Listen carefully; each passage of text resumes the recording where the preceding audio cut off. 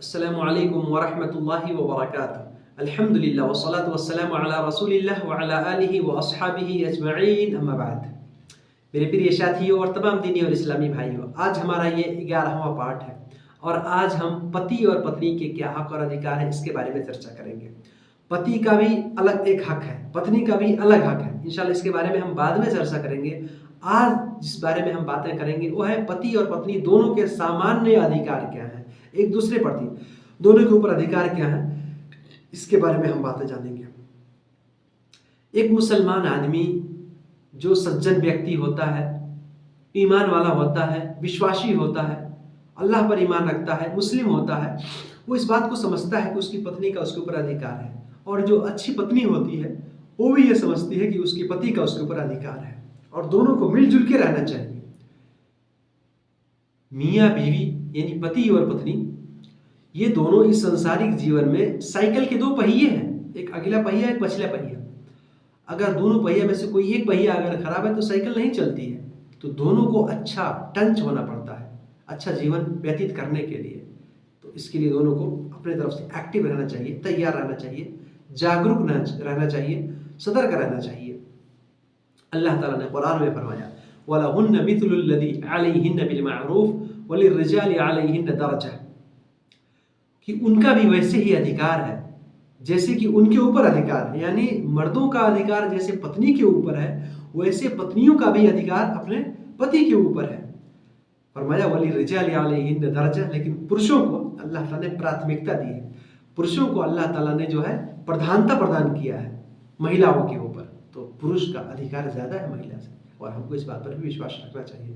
पुरुष का अधिकार, पुरुष का हक जो है महिला से ज़्यादा है। यानी पुरुष को अल्लाह ताला ने जो है और आदर और सम्मान वाला और महान और श्रेष्ठ बनाया है महिला के मुकाबले में। हर मामला में हम देखते हैं सोसाइटी जो पुरुष जो काम करता है जो है जाहिर सी बात है वो मेहनत और मशक्क़त करता है। तो दोनों को जो है एक दूसरे के बारे में सोचना चाहिए और एक दूसरे के हक और अधिकार को पूरा करने का जो है प्रयास करना चाहिए। दोनों के हक एक दूसरे प्रति क्या है ये बातें हम कर रहे हैं। रसूल अकरम सल्लल्लाहु अलैहि वसल्लम ने जो है हज्जतुल विदा के मौका पे फरमाया कि अला इन्ना लकुम अला निसाइकुम हक़्क़ा, फरमाया कि तुम्हारा तुम्हारी बीवियों के ऊपर हक है, तुम्हारा तुम्हारी स्त्रियों तुम्हारी पत्नियों के ऊपर, तुम्हारी श्रीमती के ऊपर तुम्हारा हक है और इस तरीके से उनका भी हक तुम्हारे ऊपर है। जी, तो पता क्या चला कि दोनों का एक दूसरे के ऊपर हक और अधिकार है। दोनों को एक दूसरे के हक और अधिकार को समझना चाहिए और एक दूसरे से मिल करके रहना चाहिए।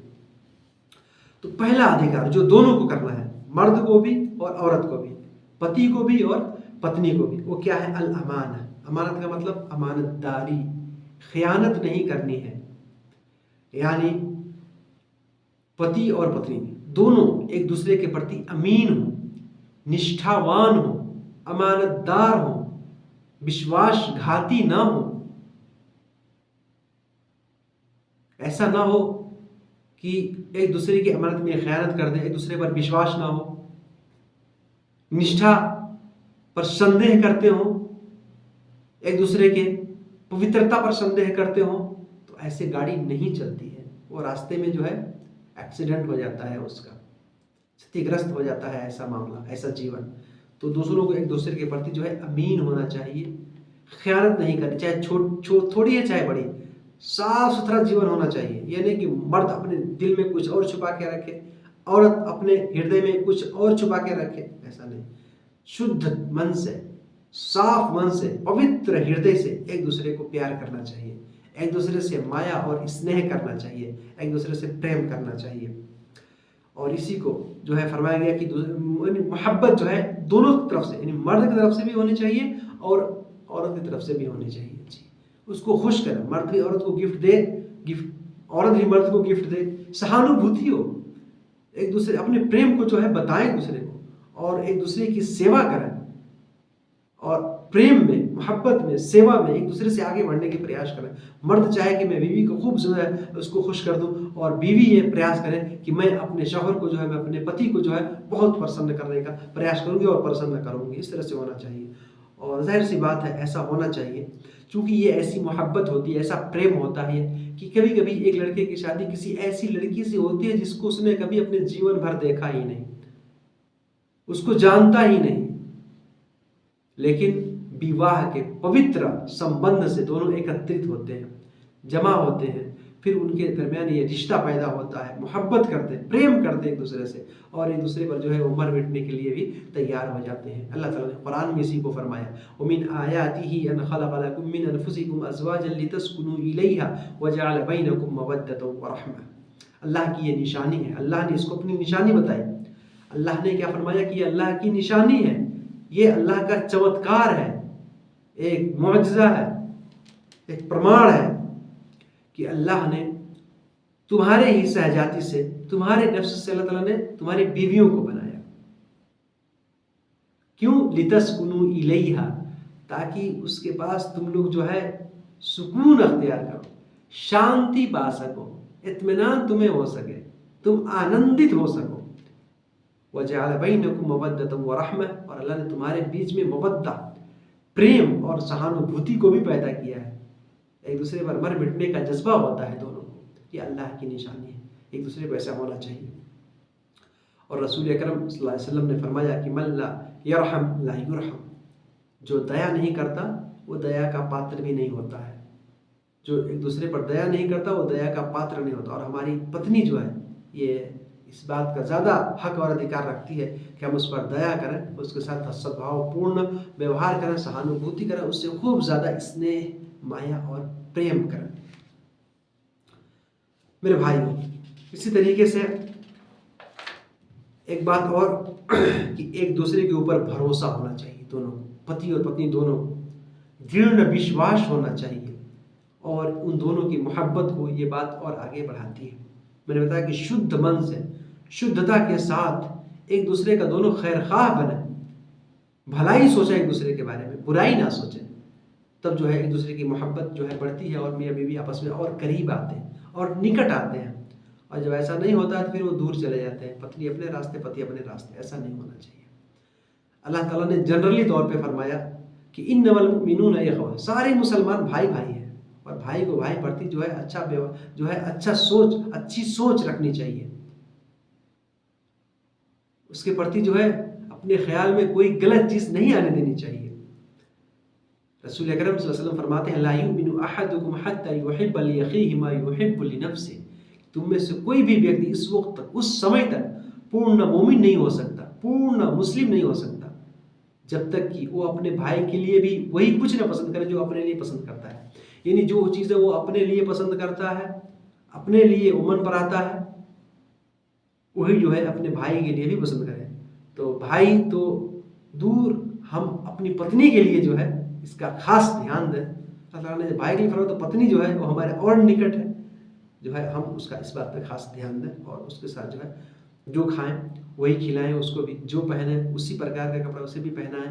यानी भेदभाव जो है अपनी पत्नी से, अपने बच्चों से नहीं करनी चाहिए हमको, बल्कि मैंने कहा कि खूब जो है आप सहानुभूति करेंगे तो इंशाअल्लाह आपकी पत्नी भी आप पर जो है दीवाना हो जाएगी, और जो है आपके लिए मर मिटने को तैयार हो जाएगी। दोनों को ऐसा होना चाहिए, कमी कोताही नहीं करनी चाहिए एक दूसरे से, लड़ाई झगड़ा ऐसा नहीं। अगर कभी कुछ अनबन हो जाए तो फ़ौरन जो है आगे बढ़ के जो है प्यार का हाथ आगे बढ़ाना चाहिए, ताकि शैतान बीच में ना आने पाए और आपके जीवन को जो है वो अंग भंग ना कर सके, आपके जीवन को जो है विच्छेद ना कर सके, आपके संबंध को जो है विच्छेद ना कर सके, और जो है हमारा जीवन अच्छे से गुजर चुके। मेरे भाई, इसी तरीके से एक बात और है कि एक दूसरे का अदब, एक दूसरे का आदर और सम्मान करते हुए जो है अच्छा व्यवहार एक दूसरे से करें, हंसमुख चेहरा रहे, हशाश बशाश चेहरा रहे, हंस कर मिलें एक दूसरे से, प्यार मोहब्बत से मिलें, एक दूसरे को प्यार मोहब्बत से चूमते रहें पति पत्नी, और एक दूसरे का आदर और सम्मान करें। ऐसा हम करेंगे, अल्लाह भी खुश होगा, हमको अजर मिलेगा। बल्कि हदीस के अंदर आता है कि एक इंसान मुंह यानी जो है प्यार से अपने बीवी के मुंह में लुक़मा डाल देता है, कुछ खिला देता है, अल्लाह ताला उसके ऊपर उसको अजर देता है, सवाब देता है, अल्लाह ताला उसको सवाब और पुण्य से नवाजता है। तो हमें इस बात पर भी ध्यान देना चाहिए। अल्लाह ने कुरान में फरमाया, वआशिरूहुन्ना बिल मारूफ, अपनी औरतों के साथ, अपनी बीवियों के साथ जो है अच्छा व्यवहार करो, अच्छे से उनके साथ रहो, और हर तरह से उनकी खैर खाई करें। कोई गलती हो जाए तो उसमें उसको समझाएं, सिखाएं, बताएं, प्यार का हाथ आगे बढ़ाएं, और ज़्यादा लड़ाई झगड़ा, नफरत कि ऐसी तरीके से और तो गलत चीज़ें होती हैं उसको अपने जीवन में आने ना दें। रसूल अकरम सल्लल्लाहु अलैहि वसल्लम ने फरमाया इस्तौसु बिन्निसाई खैरा, ये अल्लाह के रसूल सल्लल्लाहु अलैहि वसल्लम का आदेश है कि तुम औरतों के साथ जो है खैर खाही का मामला करो, अच्छा काम करने के सिलसिला में तुम इस बारे में मेरी नसीहत को स्वीकार कर लो और उनके साथ अच्छा व्यवहार करो। औरतें बड़ी नाजुक होती हैं, तो समझना चाहिए मर्दों को भी और औरतों को भी अपने पति के बारे में, चूँकि पति अल्लाह ने फरमाया, रसूल अकरम सल्लल्लाहु अलैहि वसल्लम का ये फरमान है कि अगर अल्लाह के बाद किसी को सजदा करने का आदेश होता तो पत्नी जो है अपने पति का सजदा करती। इतना पति का जो है दर्जा है, इतना दर्जा महान और श्रेष्ठ है। तो एक दूसरे को दूसरे के बारे में सोचना चाहिए, समझना चाहिए और उनके बारे में जो है अच्छा व्यवहार करना चाहिए। इंशाअल्लाह कल के पाठ में जो है हम क्या कहते हैं, पति और पत्नी के अलग अलग क्या क्या अधिकार हैं, पत्नी के क्या अधिकार हैं और पति के क्या अधिकार हैं, इस बारे में इंशाअल्लाह बातें करेंगे। अल्लाह ताला हम सबको एक दूसरे को अधिकार को समझने की तौफीक अता फरमाए और अपने जीवन को अल्लाह ताला हमें अच्छे तरीके से व्यतीत करने की शक्ति, क्षमता और तौफीक अता फरमाए।